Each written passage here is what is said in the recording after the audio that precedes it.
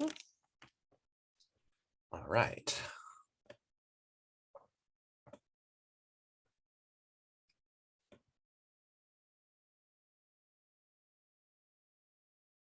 All right. Hey, everybody.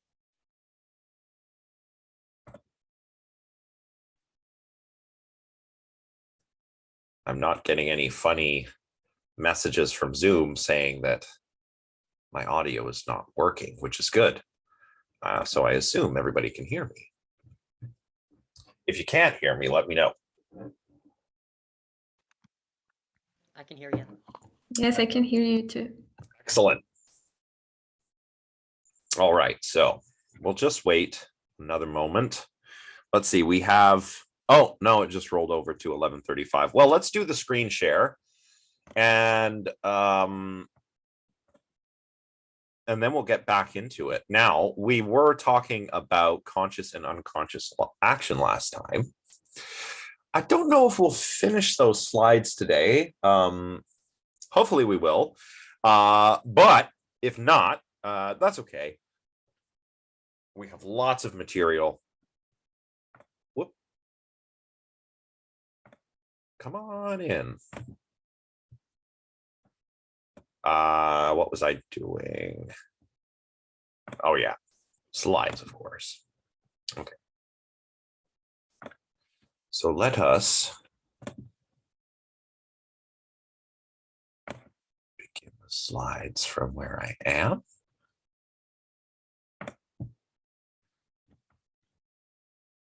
So I think we finished off a little bit after this slide, actually. But just sort of as by way of a bit of a recap, we were talking about causal theories of consciousness and non-causal theories. Mostly we had just discussed causal theories. Causal theories are like not epiphenomenalism, right? Causal theories of consciousness. Oops, I'll just let these students in here. Right. Causal theories of consciousness are theories of consciousness where conscious mental states can play a causal role in our mental life. In other words, my willing to give a thumbs up, versus a thumbs down, is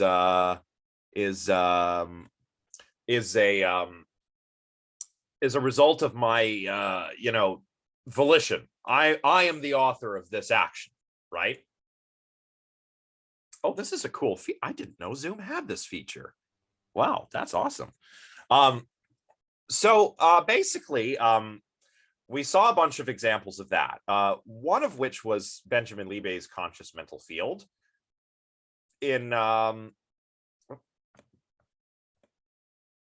This is kind of like a bidirectional field. Think here of a force field. Like an electromagnetic field, I think is something like that must be what Libet had in mind. And it's sort of bidirectional in the sense that in one direction, this field is a mediator between the physical activities of neurons in the brain and subjective experience. And also in the other direction, it's what allows our sort of subjective states to alter physical states. It allows, the first bit is, kind of like how subjective consciousness experiences are generated, or how Libet sees this, how Libet sees this happening. In the other direction, we've got the subjective conscious states able to cause mental states, right? So on a theory like this, the difference between conscious and unconscious action is fairly straightforward, right? Conscious actions are those that are caused by, the conscious mental field or the self-conscious mind or whatever, right? We might have a desire, an intention, which causes the brain to carry out the action that we are willing, right? Again, if I will that I raise my thumb, that's an example of one of these consciously initiated actions. Or if I have a desire, say I feel I feel thirsty, so I form the desire to go have a drink. And this interacts with my belief that there are drinks in the refrigerator. Well, then these mental states cause the right physical states, the motor commands that cause me to get up out of the chair and go and get, I don't know, a sparkling water from the refrigerator, right? For unconscious actions, this isn't happening, right? There's no interference from anything conscious. But of course, these are causal theories. There are also non-causal theories. We get to those because, let's see what's going on in the chat. Yeah. I've been there. But my false belief that there's a snack in the fridge. Yes, that's frustrated me many a time. So one of the reasons why non-causal theories have an appeal is because causal theories don't actually solve the mind-body interaction problem. At least the ones that we reviewed just now and last time, right? Popper and Eccles, for example, don't really explain how their dualist interactionism is supposed to work, right? I mean, in subsequent work, Eccles has talked about mental events being composed of, I guess, what are supposed to be elementary particles of some kind, called psychons. But I mean, we don't really have evidence for the existence of such a particle, right? Nonetheless, the idea is that a psychon interacts with a dendron in the brain, and this is somehow, keyword somehow, what gives rise to consciousness. As far as the actual mechanisms of these interactions are supposed to go, you know, a lot of these amount to, you know, magic, flim flam. And that's why a lot of serious philosophers reject dualism. Yes, there are some property dualists, but not really very many physical or not physical. There are property dualists, but there are not substance dualists. Not really, not very many anymore. Jeffrey Gray, who's a British psychologist, fancies that he's creeping up on the hard problem. What that means is that he wants to reject dualism, but he also wants to preserve a causal role for consciousness in his theory of consciousness. So he doesn't think that consciousness is an epiphenomenon. You know, it's not a byproduct. It does play a causal role in our mental life, but it also, quote, leaves us with the problem of identifying the causal effects of consciousness in its own right. This is what the previous causal theories failed to do. So when it comes to something like conscious action, Gray suggests that decisions are, quote, made by the unconscious brain and enter conscious awareness only after the event. So that means that consciousness is actually implicated when resolving something like a cross-modal conflict or dealing with ambiguous context or ambiguous information. And this is actually quite similar to something that Liebe suggests, based on some very interesting research that he did using electroencephalography. And we're not going to talk about this in too much detail today, although I believe this is discussed in the next chapter, so we will get to it. But basically, Liebe identified something that he called the readiness potential. A few details about EEG. You've probably seen EEGs in pictures, films, television shows, stuff like that.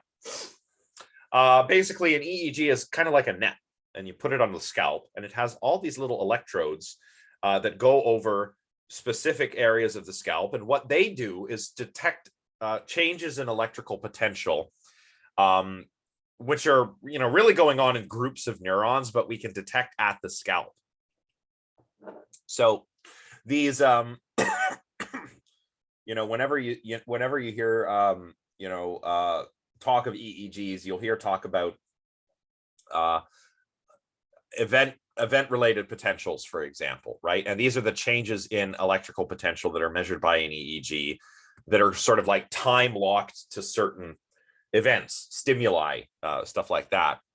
Liebe found that in the motor cortex, the readiness potential, the event-related potential that seems to initiate, like the raising of an arm or the turning of a hand or the raising of a thumb, actually happens a few hundred milliseconds before participants become consciously aware of their intention to act. And so this is why a lot of people, even though Liebe thought that consciousness was not epiphenomenal, a lot of people have actually used Liebe's experiments to argue that it is epiphenomenal.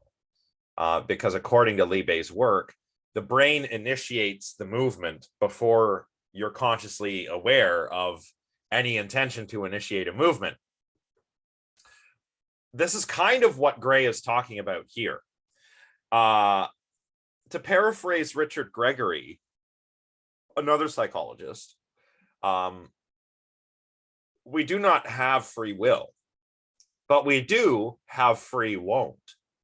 And Liebe proposes something similar to what Gray and what Gregory propose themselves. There's a sort of unconscious veto, that's Liebe's term, or a conscious veto rather, that can override unconsciously initiated actions, right? Similarly, if we have cross-modal conflicts, maybe my unconscious brain is generating two different possible actions. It's my consciousness that might mediate between those two and select one over the other, right? So, yeah, Zoe. Zoe, you have your hand up there. You want to go ahead? Yeah, you mentioned like two opposing thoughts in the brain, or like two simultaneous thoughts, and that just reminded me of a term that a lot of like psychologists use, which is cognitive dissonance. And kind of being like, oh, I should really eat a sandwich now, but like if I eat it now, then I can't have dinner, and trying to like weigh the positives and outcomes against that. So I was wondering, is like cognitive dissonance similar, or?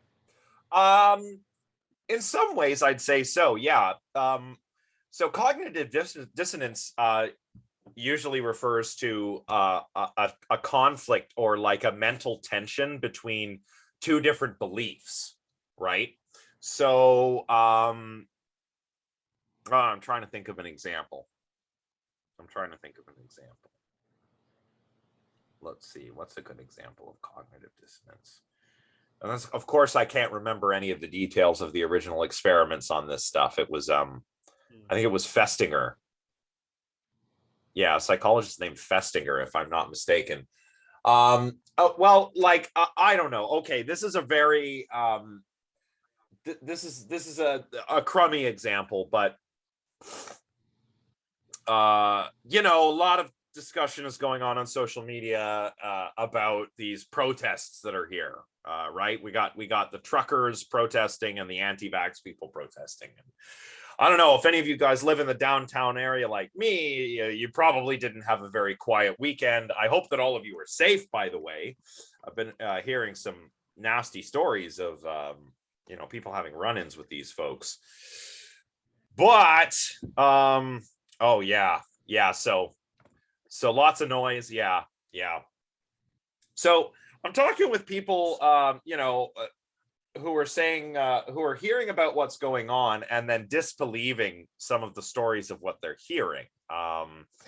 Like, oh, geez, Elizabeth, that sucks.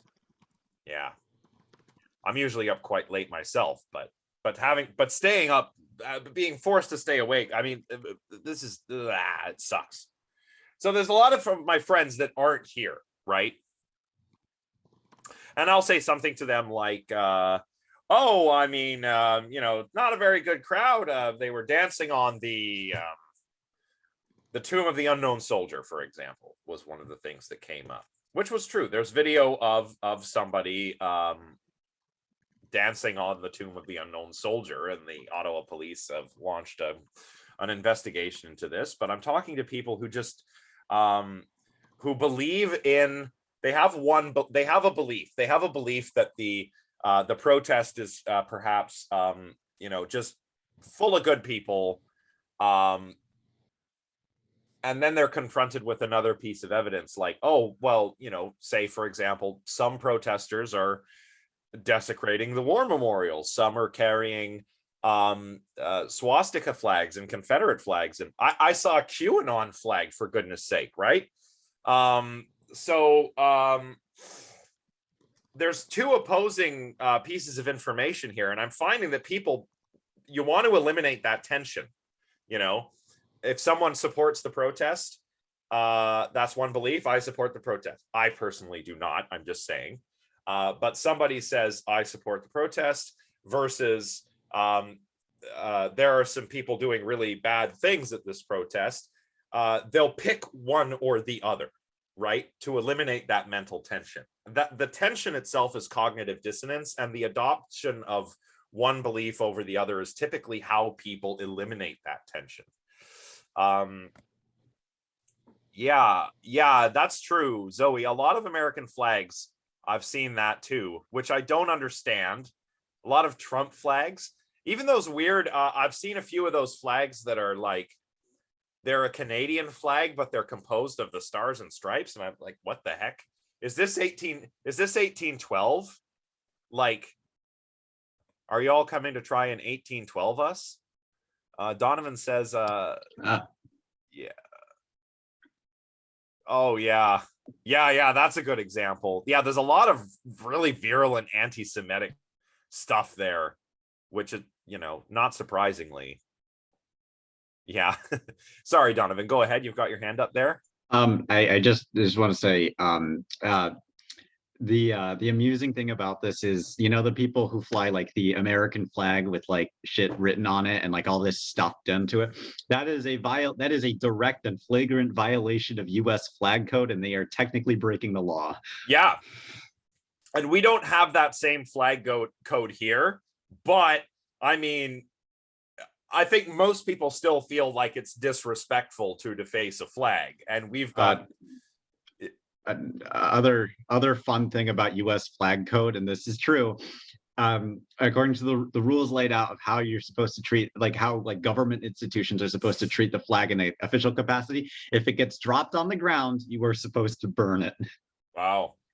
Yeah, no, those Americans, they really love their flag, and but it's true. I guess most of what I saw, there were people I saw that had defaced the Canadian flag as well, of course, but there were a lot of upside down flags too, which according to most countries' flag codes, placing a flag upside down is supposed to be a sign of extreme distress. The conspiracy people have kind of seized on it, as if they're actually, under this. I mean, it's, oh my God, it's just so silly. Yeah. So anyway, enough about that. I'll have an aneurysm if I keep talking about this nonsense, but so that's an example of cognitive dissonance, just so that just for example. But what else does Gray think? Well, he thinks that consciousness also models the external world. It monitors different features of the world that are relevant for ongoing motor activity. So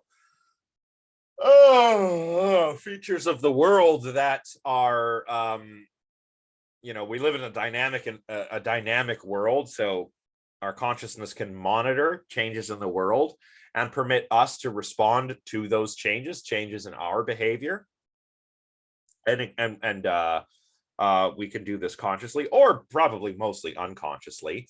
Now, Gray says he's not a dualist, but he does think that qualia, or what we would call qualia, have causal powers in our mental life, because they're used in a lot of different cognitive processes. So, non-causal theories. the two big ones are probably eliminative materialism and epiphenomenalism, right? Remember that eliminative materialism says that there's nothing to consciousness except for the physical basis of consciousness. So mental events are just brain events, right? It's a bit like Paul and Patricia Churchland are probably the big eliminative materialist thinkers, have been for the past little while, very influential in the field. And they, they'll put it like this. They'll say that, think of light, electromagnetic waves, like Paul Churchland, I think, is quoted in the next chapter in this book, actually, is saying that electromagnetic waves don't cause light. Electromagnetic waves just are light, right? Same with brain states. Brain states don't cause mental states. They just are mental states, right? We can eliminate terms like beliefs, consciousness, and stuff, just like we got rid of elan vital and phlogiston and the luminiferous ether, right? We can get all this Atlanta Tau.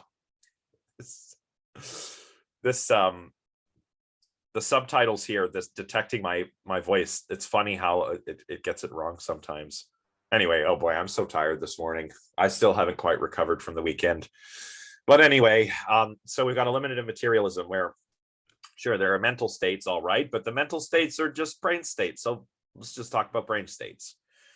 Then we got epiphenomenalism, where consciousness is a thing, all right, it exists, but it doesn't play any causal role. It can't affect the brain, right? Consciousness is a bit like a byproduct, right?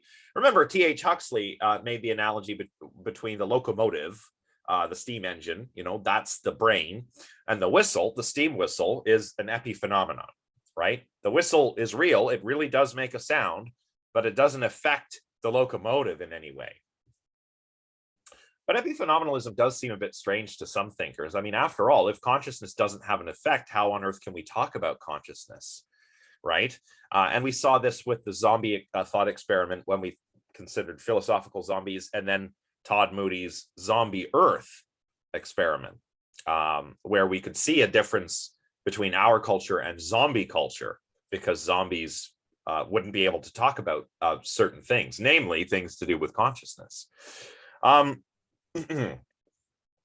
Now, a lot of people nowadays talk about epiphenomenalism in a much looser sense. For example, to imply that subjectivity, oh my goodness, excuse me, to imply that subjectivity is not causally efficacious, right?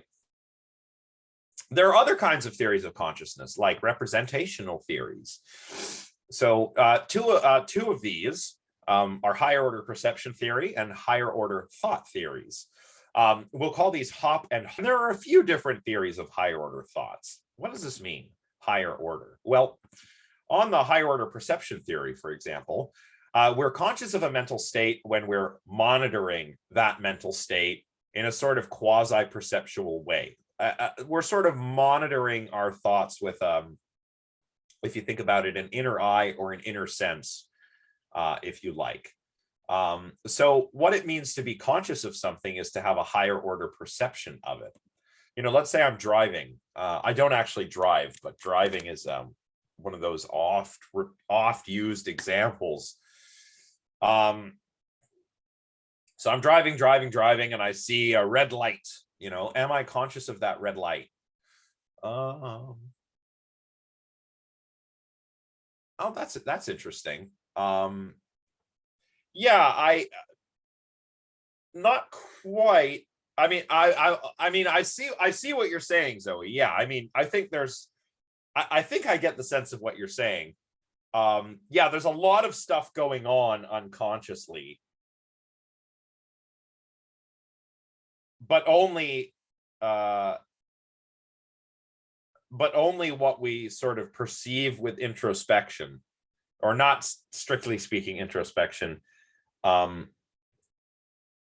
is what we're conscious of. I'll explain with my driving example, right? So we all know that you can be driving and, some people call it like road hypnosis, or you just zone out, people talking about zoning out, where if you're a skilled driver and you know the way that you're driving, You'll be driving, and maybe you got some music on, or you're thinking about something, or you're talking to someone in the passenger seat, and your attention is completely focused on that. And all of a sudden you're home safely, right? It's almost as if you weren't conscious of all the traffic lights and other vehicles. But of course, if something crazy happened, maybe if an animal ran out onto the road, you could react to it and your consciousness would take over, right? So let's consider something like that, right? Let's consider that I'm driving and I'm kind of on automatic pilot, right? Schrodinger's thoughts. Yeah. Am I conscious of something? Well, I am if I'm perceiving it. Yeah, that's an interesting analogy there. Schrodinger's cat. Fun thought experiment.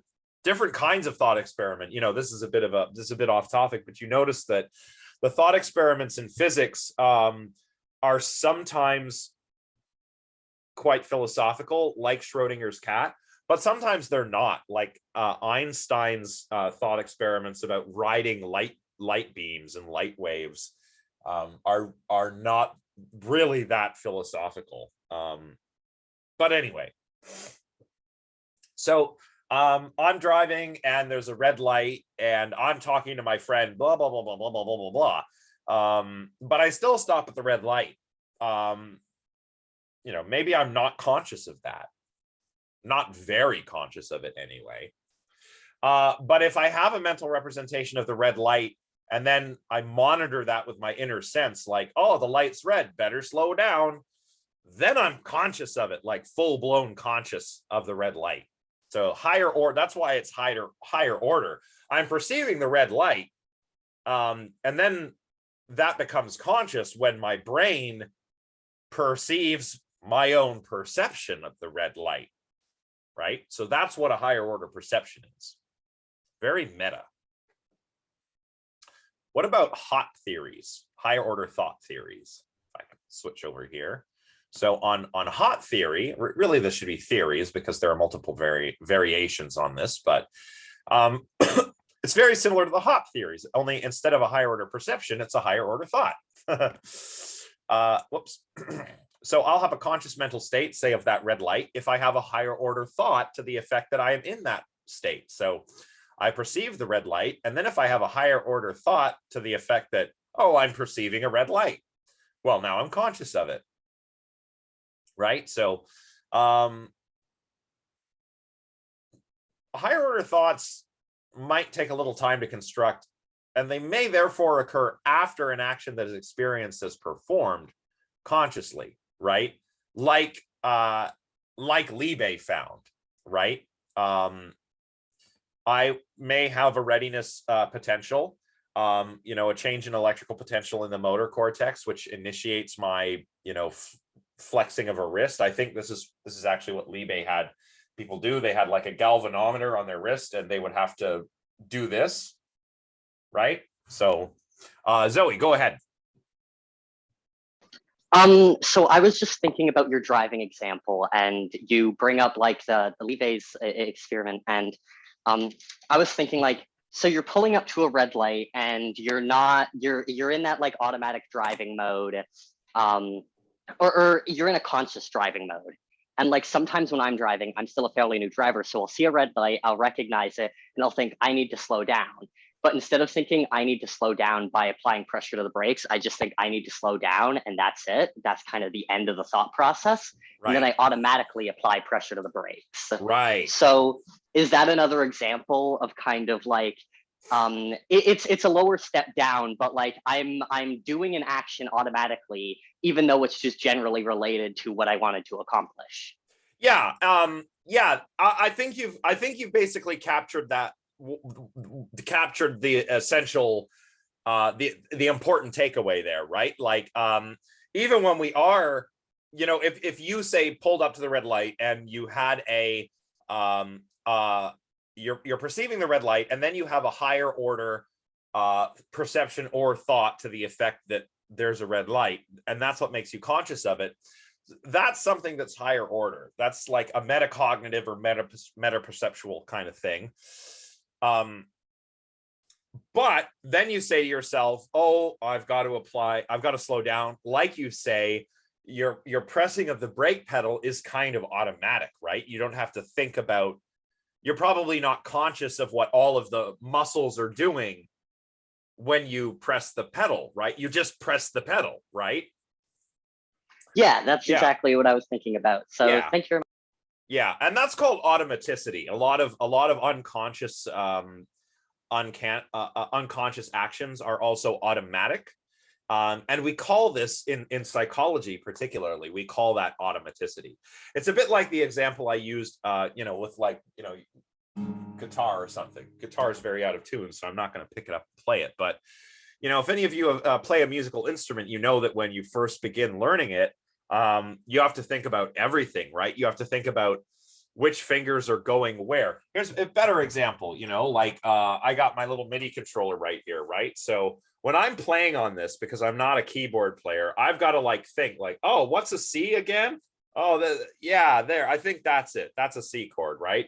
And then if I want to play something else, I got to think, oh, I think that might be A minor, but I'm not sure. I got to go and look it up, right? And I kind of have to do one finger at a time kind of thing. Somebody who's a very good keyboard player who has years of experience, they can just, they just kind of do it without thinking. Same with me on the guitar. I remember when I first began playing, I had to really focus on where the fingers were placed on the fretboard to make the right chord. But now, of course, I know the whole fretboard. I say to some people, I have a head fretboard. I can just kind of close my eyes and I know where the notes are and I can picture where my hands are, and but that comes with years and years of practice, right? So there's a few good points here. Sight typing versus touch typing is exactly right. Also language learning, and I think this is very apparent if you're learning a second language, right? When you really have to focus on what you're doing. Yeah, exactly. Drew captures it well. It's like translating, if somebody maybe speaks French to me, I'm not very good at French. I have to listen very closely. I have to try and translate word for word. But somebody who's fluent, they don't have to do that. It's just automatic, right? Yeah, Elizabeth. Yeah, that's exactly like Zoe said, Yeah. I actually knew a man, he was like my ex's godfather way back in the day. He passed away a few years ago, but he was from Finland. And one of his favorite things to do was to talk about how funny of a language Finnish is. What he meant was, of course, that the Finnish language is not, English is a Germanic language, as are all of the other languages spoken in Scandinavia. So Danish, Swedish, Norwegian, Icelandic, Faroese, they're all Germanic languages. They're kind of like distant cousins of English. Finnish is a Uralic language, which is not even like an Indo-European language. So it's way out there. It's a much different language, structurally speaking. So very different. But nonetheless, this guy could speak English very well. And he told me one time, even nowadays, I haven't been to Finland for years, and now I dream in English, and the English of the people in my dreams is fluent, even though I still kind of speak broken English, which I always thought was kind of cool. So Donovan, go ahead. Something I thought of when you're using the music example earlier is I was in band in middle and high school, so for 8-ish years, and something weird that I've noticed about me and playing music, where I'm not amazing, I'm just okay, is that the relative distance between notes in terms of me playing is very intuitive, but the notes themselves are not. Yeah. So I found that if I start trying to play something and I get the first note wrong, chances are everyone following that will be shifted up or down approximately the same amount. Yeah. Well, it sounds like what you have is really good relative pitch, but your musical knowledge is more implicit rather than explicit, right? Yes, it's that exactly. Yeah. And I hear a lot of people talk about this, like where, like, you know, you hear this from people who don't want to learn music theory, right? Like, oh, I don't want to learn music theory. And even if they already play an instrument, and I tell them, like, well, I mean, you kind of already do know a lot of theory. You just know it implicitly. Like if I play a chord progression and I end it on the wrong chord or the wrong note, you're going to know, right?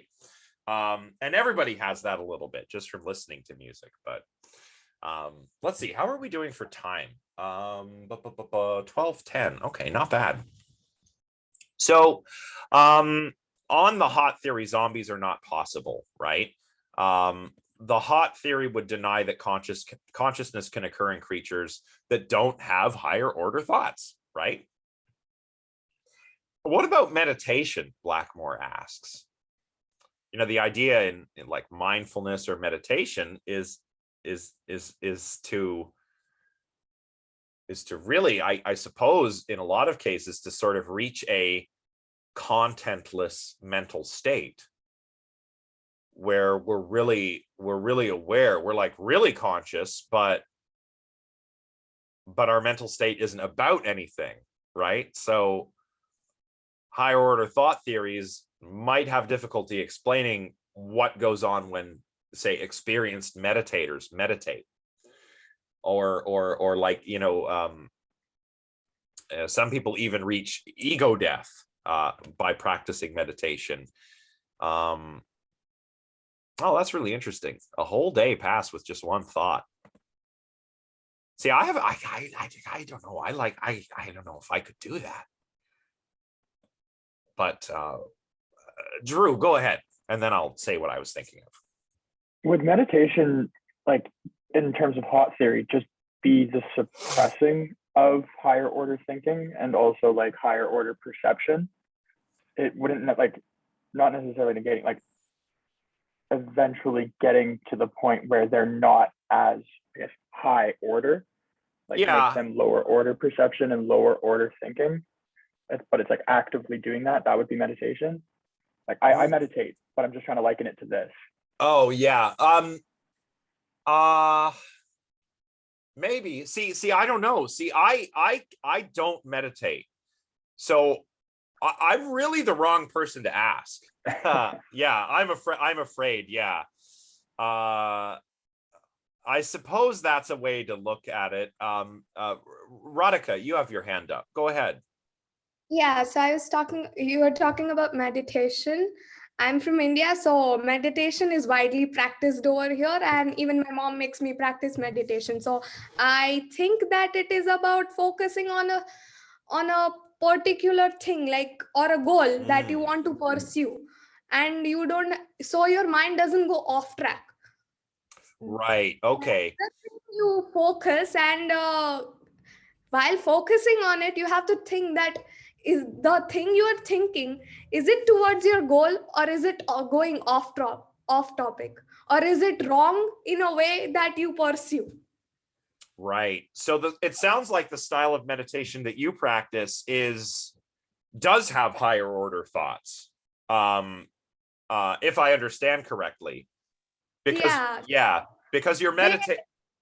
Sorry. They make you meditate, or like whenever you go to a place, like here in India, there are a lot of places where you can meditate. Like there are a lot of ashrams where you can meditate. So they tell you that you have to focus on a single thing. You don't have to focus on 3 or 4 things. So at a time, your brain has to work in a single direction, and our brain unconsciously works in 3 to 4 directions. So we don't know that. Together we have to bring it in a consciousness that it doesn't go in a wrong way, even unconsciously. Right. So Right. I think I understand. So I guess the answer to the previous question then is going to depend on what kind of meditation one is doing, right?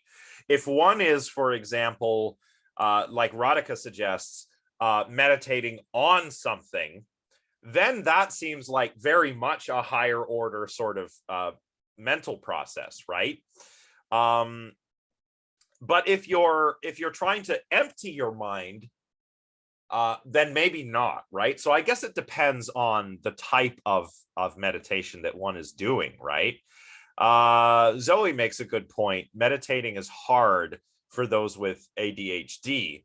I mean, I do not, I don't have ADHD, but I can imagine that, yeah, I would think that that would be tricky. I guess meditation might also be a cool way to practice, exercising executive control, which certainly sounds like something that's beneficial for those with ADHD. Okay, yeah. So yeah, you could still do like a meditation thing where you meditate on something, I suppose, right? Which is good. Well, let's see what's after this. What did oh, functionalism. Good old functionalism. I like functionalism. But of course, functionalism has some, oh my God, my silly computer, come on. Am I on the right slide? Okay, yeah, functionalism is fun, but functionalism has its limits, we'll say. So on functionalism, mental states are functional states. Mental states are to be understood in terms of their functional, that is their causal role in the system, in the entire mental system. Oh, interesting. I should try meditate. I don't know. I mean, I sit and think for hours. I don't know if I'm meditating. I'm thinking. I'm philosophizing, we'll say. Anyway, functionalism. This is the example that Hilary Putnam gives in his famous paper, being in pain, right? Pain is understood in terms of input from, nerves, say at the site of an injury. Oh, then the output of certain behaviors, maybe saying, ouch, for example. Other mental states, like the belief that I'm in pain, the belief that, ow, this hurts, right? Any system that can execute these functions would also be in pain. And here, Putnam talks about C fibers. C fibers are a very famous example. C fibers are a type of nerve cell, and they fire when we're in pain, when we're in physical pain. So for the human being, if we're going to be physicalists, do we say that pain is C fibers firing? Well, we don't want to say that it is, because there could be some other creature with a much different physical makeup than us. Maybe there are aliens somewhere. We're carbon-based life forms, but maybe there are like some silicon-based life forms somewhere with much different nervous systems. They don't have C fibers. Maybe they have like Z matrices or something, right? And we don't want to say that they cannot be in pain, right?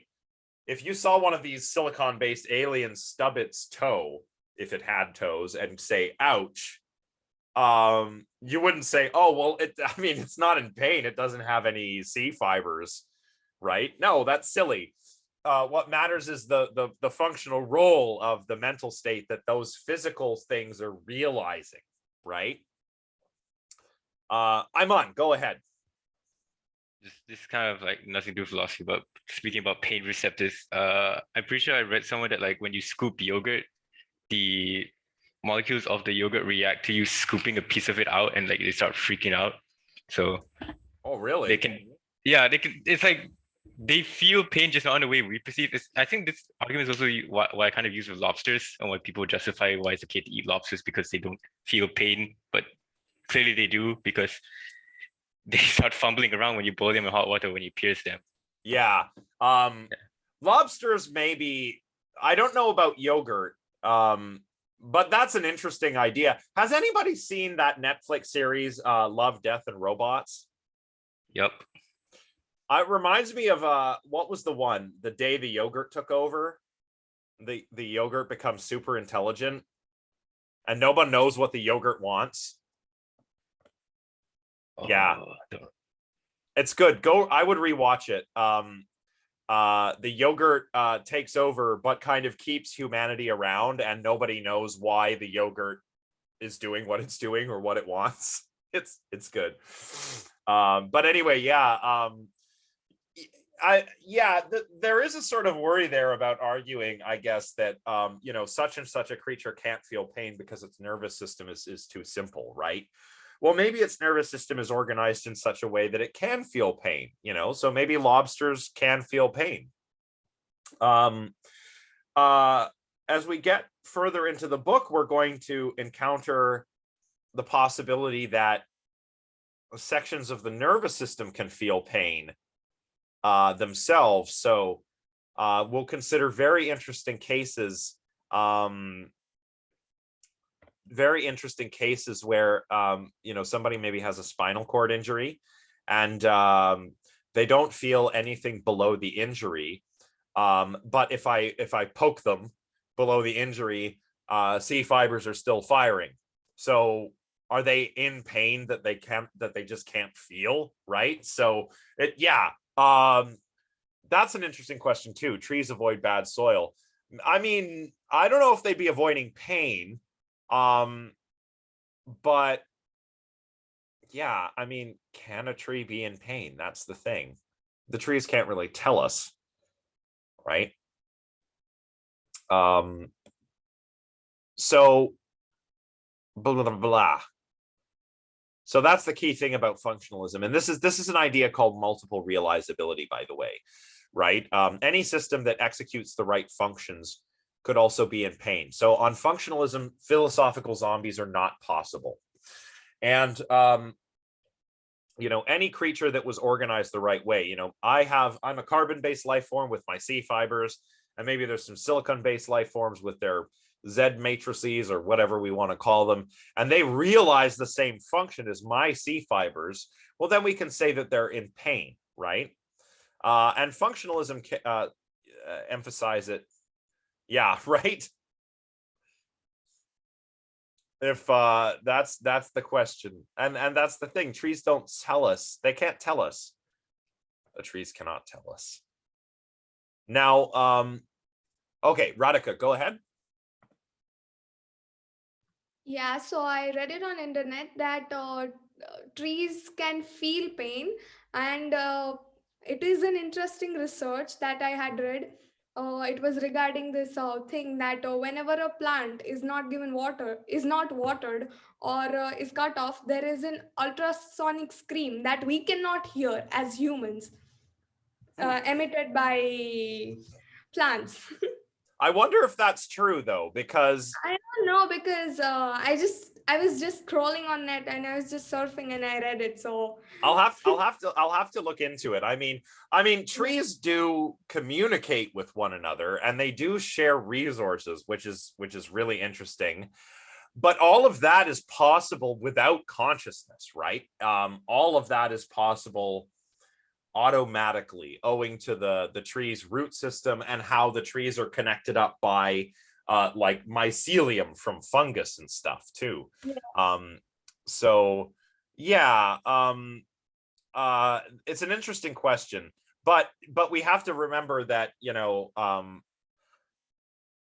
a lot of this can happen without consciousness at all, right? So, but anyway, functionalism, like I said a moment ago, is not the same as physicalism, right? Physicalism pays close attention to what things are made of, but functionalism is focused on what things do, right? Functionalists don't care how the system is physically realized, right? Like, and this is an example that I use. Yeah, that's a good point. Going back to trees, that's true. So if you have, say, what's a good example? Well, one example that I use in some of my other philosophy of mind classes is a calculator. There's more than one way to build a calculator, right? They're multiply realizable. What matters if you're a functionalist is not what the calculator is made of, but the functions it performs. Namely, does it calculate, right? I've got a calculator right here. It's an app on my phone. Look at that. I can calculate all kinds of math. Oh, no, I just opened Twitter. I can't go on Twitter now. So it's the opposite of math. Yeah, it's the opposite of math. So I've got like a software calculator on my phone, but I could also have a physical calculator, like a little pocket calculator, right? That you used to use in school or something, right? And that's made of plastic. It's made of like circuit boards and wires and some solder. So that's a different way to realize a calculator. But that's not all. I could also have an abacus, right? An abacus is a very old type of calculator. With different abacuses, you can do addition, subtraction, and multiplication and division. You can do all kinds of arithmetic on an abacus. And there are Western versions, which are, I think, predominantly based on like Roman abacus. And there are Eastern versions, which originated in China and kind of spread around. Even in Japan, today, the abacus is still used and taught in some places. I forget the Japanese term for it. But yeah, it's a little tiny abacus, can go on your desk. Or maybe you've seen an old sciencey type movie, a space movie, Apollo 13 or something. And all those folks at NASA back in the 60s, they're calculating, they got a slide rule. They can calculate with a slide rule, right? So there's all kinds of different ways to have a calculator. What matters is that it calculates, not what it's made of. That's multiple realizability. And that's why there could be no zombies, because any system physically identical to me would necessarily implement the same functions that my brain, implements. So zombies are the Sorobon, right? That's it. Thanks, Zoe. I knew it was something like that. Yeah, that's the name for the Japanese abacus. And I think the Chinese one, now that you mentioned that, the Chinese one I think is called the Sanban. But don't quote me on that. But abacuses are cool. I'd like to learn to use one. But yeah, I don't have the resources. I don't know where I would take abacus lessons. I suppose it would have to be the internet. Now, functionalism is good for, okay, Swan Pond. I pronounced it slightly wrong. Yeah, yeah, okay. But anyway, functionalism works well for some things. It works well for explaining, for example, propositional attitudes. These are types of mental states that we usually explain as attitudes that we adopt to certain propositions. Oh my goodness, I can't stop yawning. So propositional attitude, what is that? Well, their attitudes are things like beliefs and desires, right? And propositions are statements about the world that can take on a truth value, like they can be true or false, right?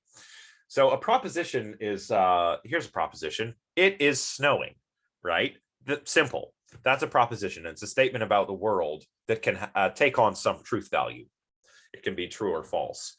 Now, a propositional attitude would be an attitude that I adopt toward that proposition. So if I believe that it is snowing, that's the propositional attitude of belief, right? And functionalism can explain, yeah, exactly. If I believe it is snowing now, I have a false belief.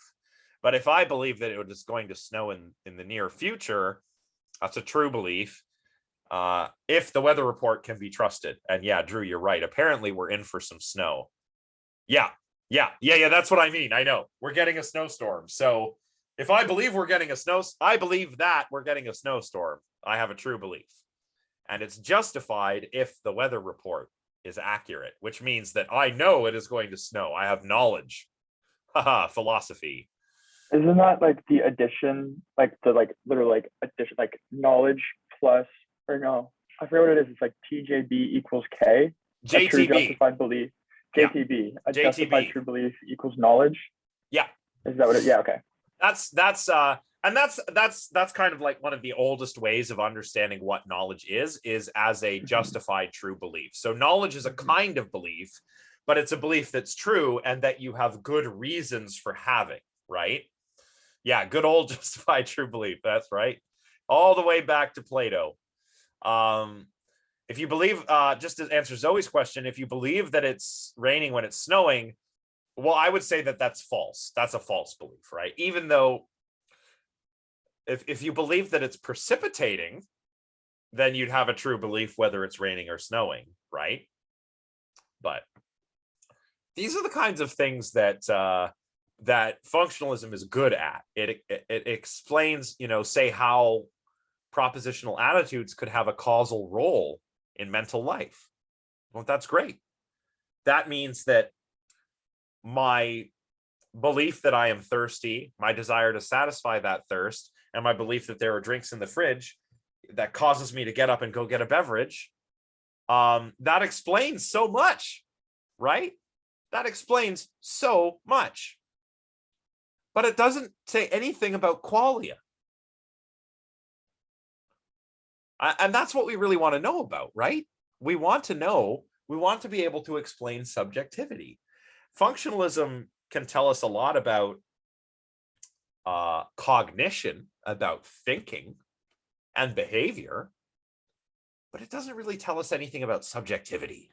And that's the big mystery, right? So would a system organized in the right way necessarily be conscious? I think so. That's why zombies are not a possibility. But what about conscious and unconscious action, right? A functionalist would probably say whether something is conscious or not depends upon the functions that are involved, but that doesn't explain why certain functional states, i.e. mental states, can be conscious. It doesn't explain why there is phenomenal consciousness at all, right?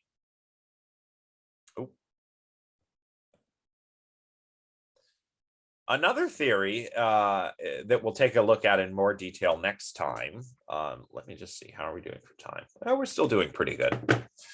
Was introduced by psychologist Bernard Bars, and it's called global workspace theory. Bars proposes that our whole cognitive system is like a big global workspace, kind of like a cognitive architecture. It's analogous to a stage. So he's using a theater metaphor here, and we have to be careful with theater metaphors, as we'll see next time. But the mind is like a stage in this, in this theater. We have this theater of the mind with a stage and with an audience and blah, blah, blah, blah, blah. Our attention is a bit like a spotlight that we can shine on the stage. And there are lots of unconscious mechanisms competing for access to the spotlight. And the spotlight, when it shines on something, broadcasts information to the unconscious parts of the mind. But the broadcast itself is what Bars thinks consciousness is.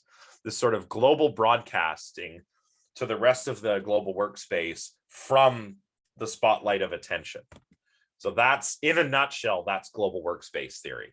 And Bars thinks that consciousness is a biological adaptation. He doesn't think it's epiphenomenal. He actually sees it playing quite a few different functional and adaptive roles, which we won't look we won't look at all of those in detail today, but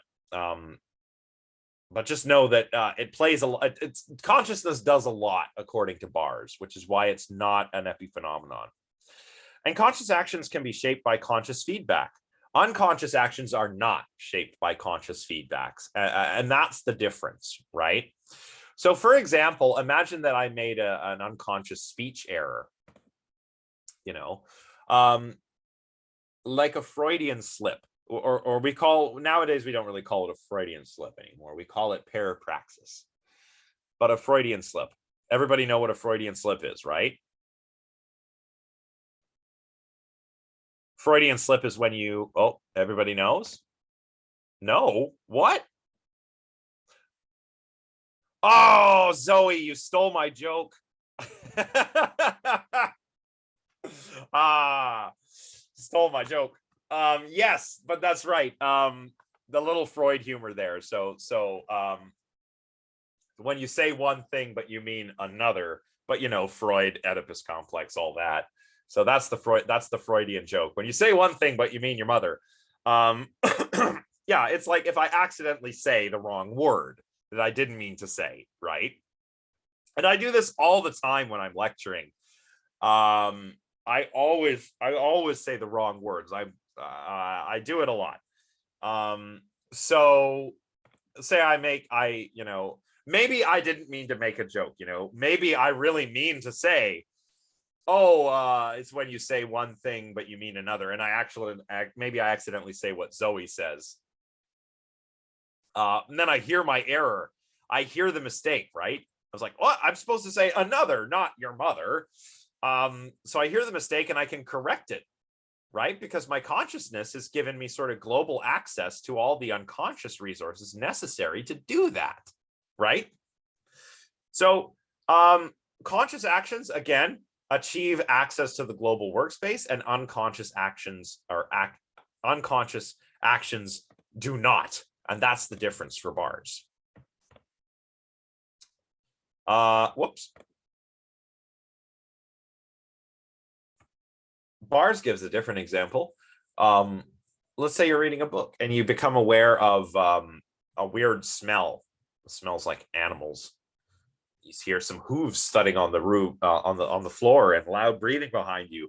And you start thinking that there's a big animal in the room right behind you. Maybe it's a bull, right? You turn your head and you see this bull about to charge you. I don't know why the bull is in the house with you, but you know, it's there. You see that it's about to charge you, and you leap out of the way, right? Well, we would have faced scenarios like this all the time in our evolutionary past, and consciousness would help us to avoid dangers like this, right? Here, I'm focused on the book, but I slowly start to become aware of things that might indicate danger.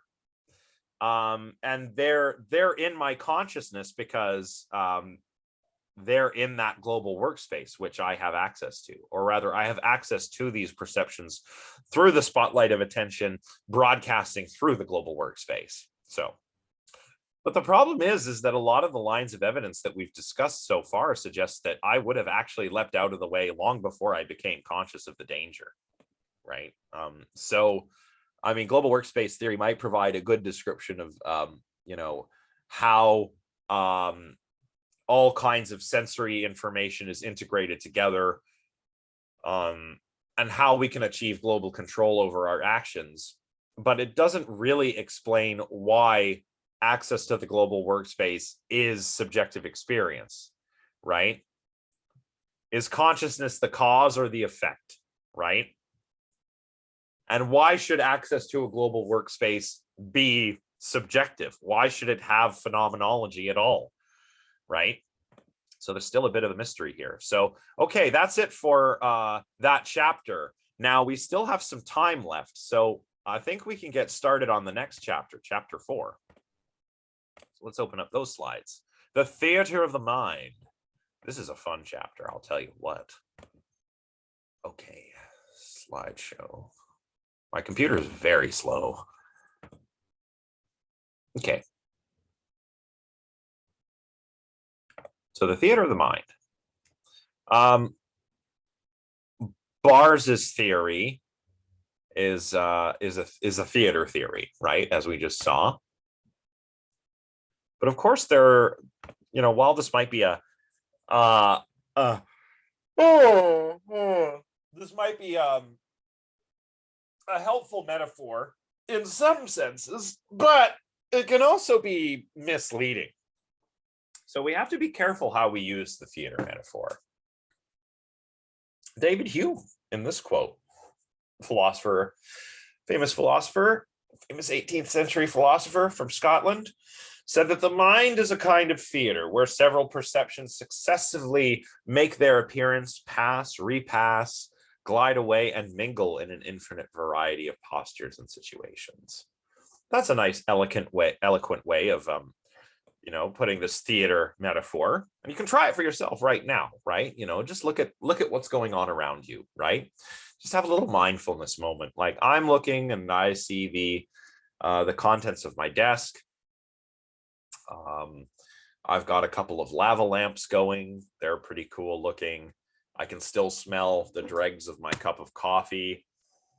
I have thoughts about what's going on. I can see my dog having a nap on the pile of unfolded laundry behind me.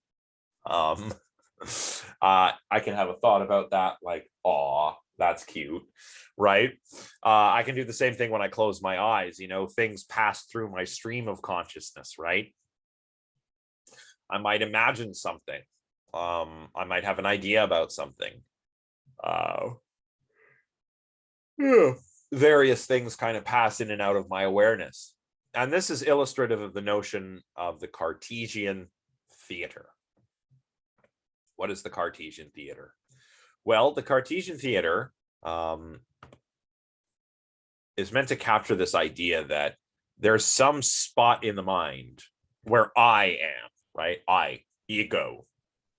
I'm in the mind somewhere, and there's like a screen or a stage upon which my conscious experience is presented to me, right? Almost as if there's a special place in the mind where everything kind of comes together. So if you're sitting there now thinking about your conscious experience, maybe you're sitting in a chair or on a couch or on your bed, and you're just watching this lecture. You might think to yourself, like, okay, there's some perceiver, there's some subject in the mind to whom all this experience is happening, right? I like to use the anime example. I think I've mentioned before, but people who are familiar with anime, or especially the mecha genre, right? The giant robot genre, the most awesome genre, as far as I'm concerned. Where we have people piloting giant robots. Well, here, yourself would be like the pilot of one of these giant robots. And the giant robot is, of course, your body. And in there, in the cockpit, all the stuff you can see, that's your consciousness. That's your conscious experience. That's the theater of the mind, right? Yeah. Pacific, you know what? Pacific Rim was an okay movie. I mean, it was pretty okay. Yeah, the first one. The second one was weird. Like, the second one was weird. Katie didn't like it. That's okay. I mean, yeah, the second one was a bit nuts. I enjoyed the first one. I thought it was an incredibly silly movie. But I needed that. It just came at a point where I needed it. Shark Boy and Lava Girl. I haven't seen that one. I'm gonna start a flame war here. But so there's a scene. Is there a scene with giant robots in that? I don't know this scene. I'll have to go look it up later.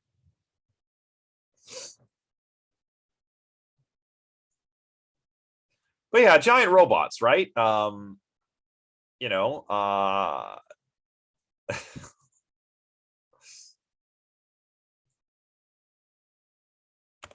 Giant robots or theater metaphors or whatever you like kind of represents this idea of the Cartesian theater. But are there problems? Yes. Coined this term, the Cartesian theater. Oh God, I feel really old because I haven't seen that movie. But so Dan Dennett, Cartesian theater. That's his term. The Cartesian theater, it's not a term that was coined by Descartes, nor is Cartesian materialism, which I talk about down here. Dennett kind of just uses this term he came up with this term to sort of illustrate the fact that if we think about the mind in this way, we're kind of tacitly endorsing dualism, even if we're not explicitly endorsing dualism, right? Dennett himself thinks that the theater, the Cartesian theater, and the audience within do not exist, right? Dennett claims that a lot of people, outwardly, they reject Cartesian dualism and they promote something like physicalism, but they still believe that there's some place in the brain or the mind where everything comes together, or some experiencer or self or I or ego that this happens to. And this is still a kind of dualism. He calls it Cartesian materialism. Cartesian materialism is, quote, the view that there is a crucial finish line or boundary somewhere in the brain, marking a place where the order of arrival equals the order of presentation in experience, because what happens there is what you are conscious of. So Dennett thinks that if we're thinking about the mind in this way, we're not thinking about it in the right way, right? Whoops, I've gone too far ahead again. Drew, go ahead. Is what he's trying to say is like we can only be what we perceive, and that what we perceive through that mental theater is what creates us as an individual? Like, not exactly. There is no theater, according to Dennett. Right? Like, I mean, just like there is no spoon. Think the Matrix, right? I'm using the Matrix a lot in all of my classes these days. It's a pretty good illustration of a lot of interesting philosophical ideas. No, what Dennett is actually saying is like, there's no special place in the brain where it all comes together. You can't like look and find the self or the screen, right? What actually is going on are lots and lots and lots and lots of different parallel processes that are being probed by one another all the time. So the self isn't like an actual entity in the brain. It's more like a sort of center of gravity, right? Would it be like the amalgamation of all of your perception? Would that be the self? Like not visual, not auditory, like everything coming together. Well, is that what he's describing? Like, because all of our senses are what gives way to like how we experience the world. So would that be like? Yeah, that would be the conscious experience. You might say that's the self, but Dennett is not. Yeah, that's the self if the self is not a cohesive, indivisible thing, right? Which Dennett does or does not believe in. Yeah, Dennett does not. Like where Descartes says, doesn't like, believe in the self. Not in the way that Descartes does, right? For example, right? So, it'll become clear, I think, as we get into his theory of multiple drafts. But let's see. Okay, I still have yet to read the text, so it might become clearer then. Yeah, no worries. Okay. Blackmore actually explains it quite well. So, and Jeremy has got a question here. Believing consciousness is to be a product of the brains is inherently dualist.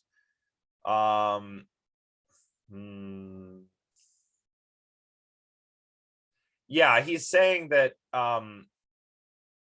if we think about if we do this, then we're being Cartesian materialists.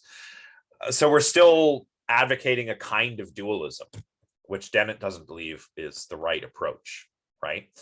It'll become clear. I'll go through these. We've still got a few minutes, so I'm going to go through these next couple slides real quick, and I think that'll help clarify things before we wrap up. As I said before, these are Dennett's terms. They're not due to Descartes, and they imply a belief in dualism. So Dennett writes, for example, you are a Cartesian materialist if you also believe that consciousness is not separate from the brain, and so there must be some brain basis for this theater of the mind where it all comes together and consciousness happens, right? Some special region of the brain that's responsible for consciousness. It probably doesn't happen that way. It's probably a result of a lot of things going on in parallel with one another. So even if we deny Cartesian materialism, it can still creep back into our discussion, just because of the way the language that we use to talk about consciousness is, right? I mean, think about it. We talk about things entering consciousness or entering conscious awareness. Similarly, we talk about things happening outside of conscious awareness, which implies that something can be in or out of consciousness, on the mental stage or off the mental stage, right? Even the term contents of consciousness implies there's some place that consciousness happens in, right? And that's not the right way to think about it, Dennett is saying. He's saying we're kind of making a, we're not thinking about it the right way, right? I'll just leave you with this.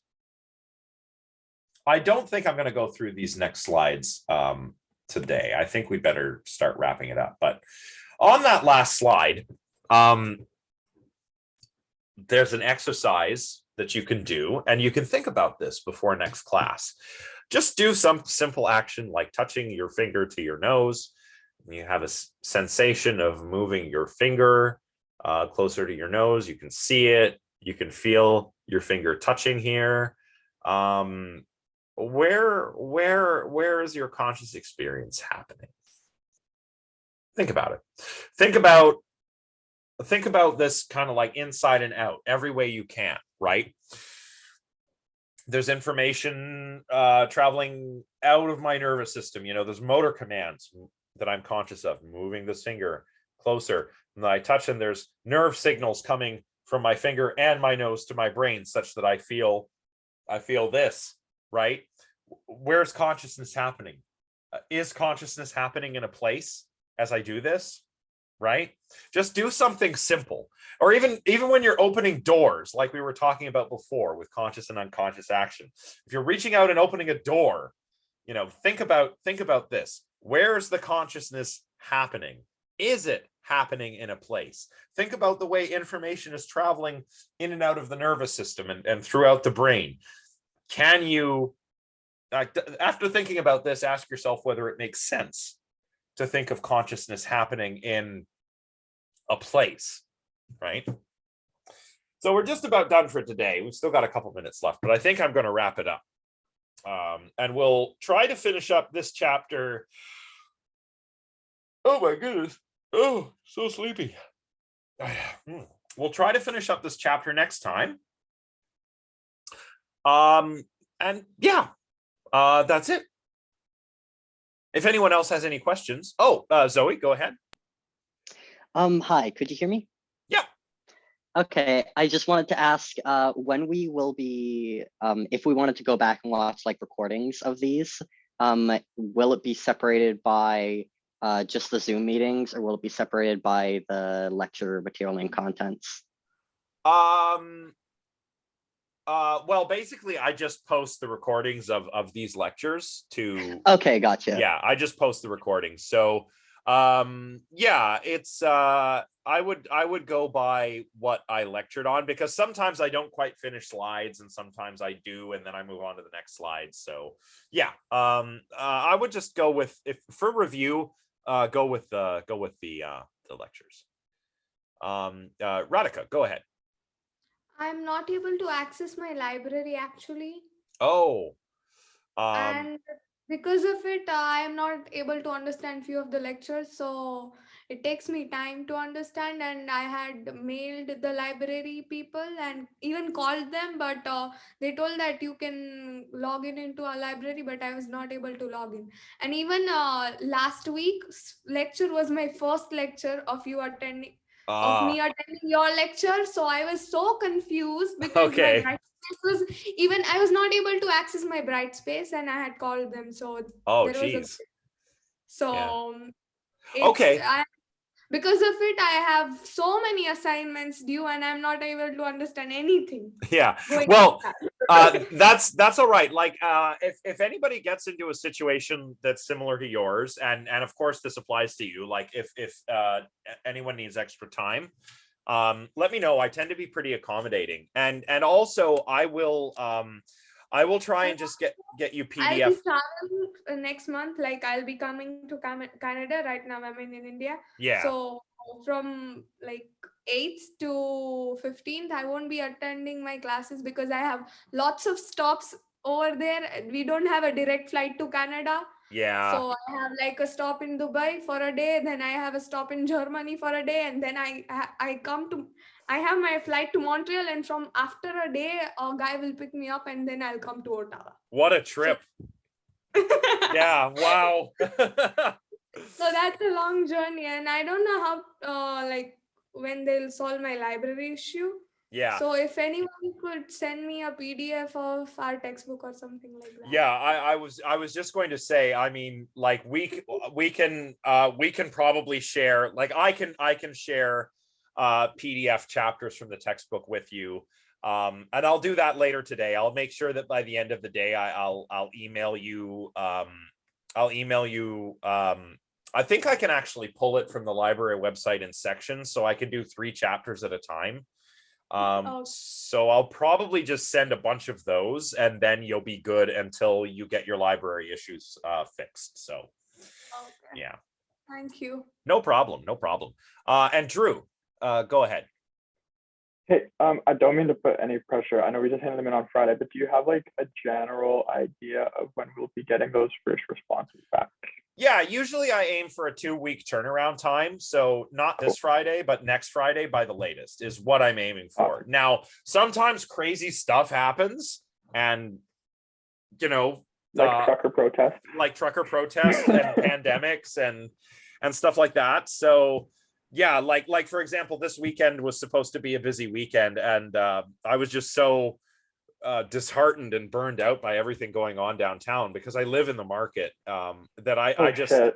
Yeah, so I was just like, oh man, I can't do it today, man. Like so I get it, but 2 weeks is what I'm aiming for, and it's not a very large class, so yeah, I would say next Friday. Awesome. Yeah, okay, thank you very much. no problem. All right, so if that is everything, then I will see everyone on Friday. All right, bye for now, everyone. Thank you. Welcome. Thanks, everyone. Take care of yourselves out there.